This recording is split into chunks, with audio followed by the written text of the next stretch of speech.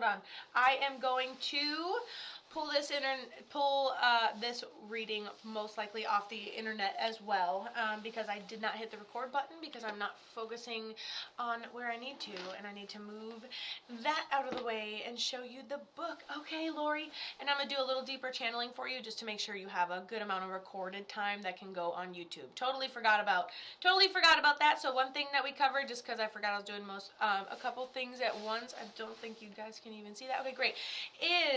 We're talking to Tammy, who's like a mother figure for you. We discovered that she's your mother-in-law, and then she has this good sense of humor where she has the ability to be like a particular person, but also a good sense of humor, like brush it off. She talked about it being maybe hard to breathe, like, yeah, definitely hard to breathe. So it feels like it's in my upper body, but then she talks about something that is like underlying and there, but then eventually it kind of like boils over.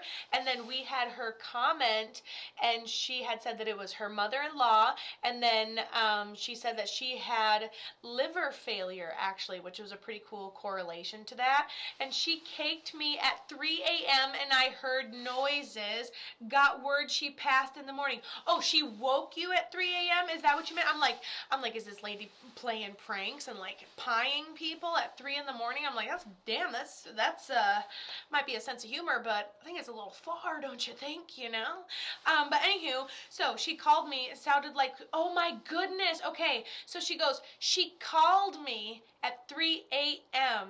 Oh,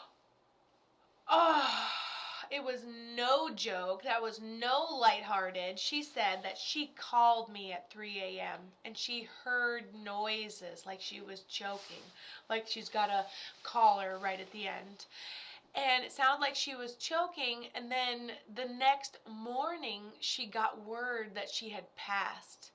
And so basically we're like, hey, was that her trying to like communicate with me? Oh, remember when she said that it felt like, you guys can't see this. You can't see it online. Hold on, I gotta show my online people. It's not gonna make sense on the recording. I know, just go with it. Okay, cool.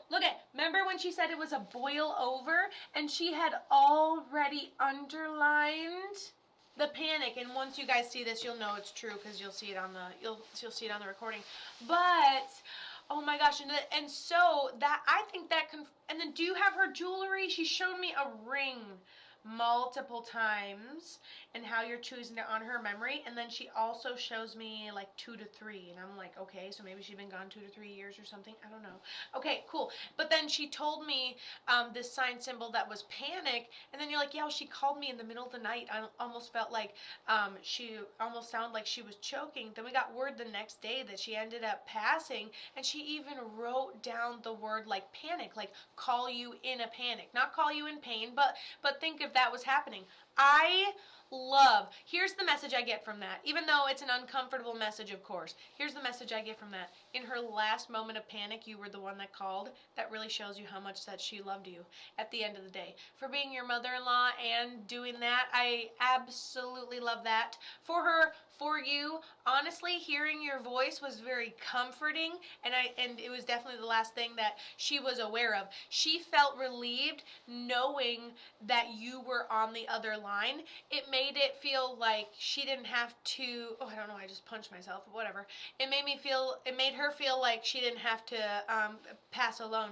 You ever get that feeling like when you're panicking, you just have that one person that's like, you know what, no matter what I'm thinking right now, that person's gonna make me feel better, talk me out of my silly little mindset, and it does happen. And so I think that's what it was. I think she knew she was passing, panic called you, and I feel really good and great about being able to hear your voice at the end, to be very honest. So I love that. She's my ex-mother-in-law, but I'm her only person to go to, and you were right at the end. And she's like, yes, it was so upsetting. And to you, right, I didn't even see that comment, and to you, you're like, wow, that's so upsetting. Like, I just heard her choke, and the next day she was gone.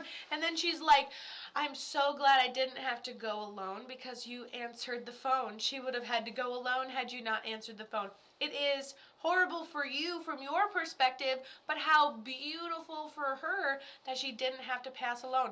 She said, I'm so anxious. She was uncomfortable. I work in hospice, so it was hard. Yeah, and so you're used to, not used to, but you are accustomed to, in a way, like that transition. And then Akaria, I don't know how to spell that, but she goes, I got a call like that too. And so she's resonating with your reading as well. And so just know, like, you know, if I was panicking, calling somebody within the last couple minutes of my life, what would I want? I would want you to at least pick up. Even if I couldn't explain, be with me, please. You know, and that's how it feels. So she felt very comforted, and she called the right person at 3 a.m. because you picked up, and I love that. At least you didn't miss the call. You know, at least you didn't miss the call. It may not have been what you wanted, but you didn't miss the call.